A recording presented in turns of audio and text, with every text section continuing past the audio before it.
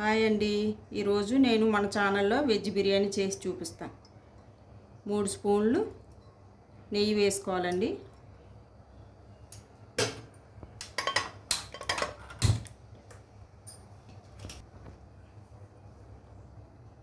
కొద్దిగా ఆయిల్ వేసుకోవాలి. Heat ఎక్కాలండి. Oil 2 యాలకులు లవంగాలు వేసుకోవాలండి.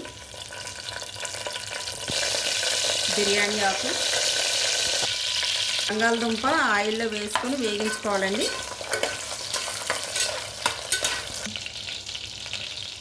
కొద్దిగా పసుపు అండి.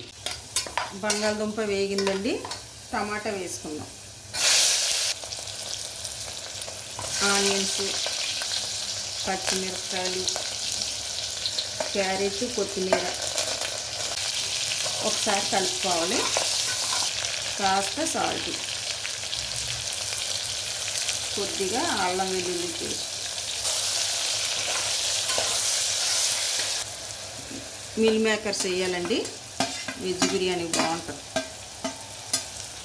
కాస్త ధనియాల పొడి. ఇవన్నీ మగ్గిపోయండి.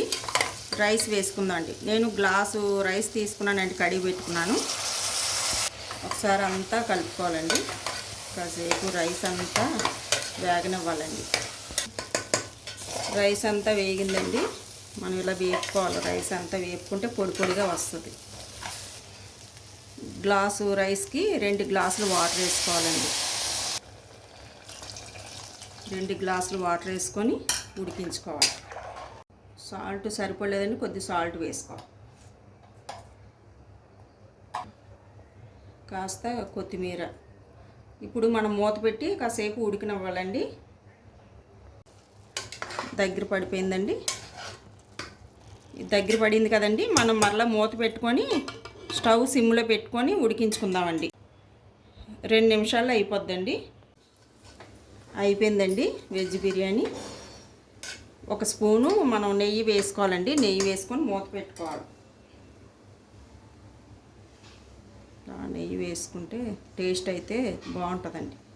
స్టవ్ కట్టేస్తున్నానండి. చూశారు కదండి ఈ వీడియోని. మీకు కనుక నచ్చినట్టయితే లైక్ చేసి సబ్స్క్రైబ్ చేయండి. Thank you.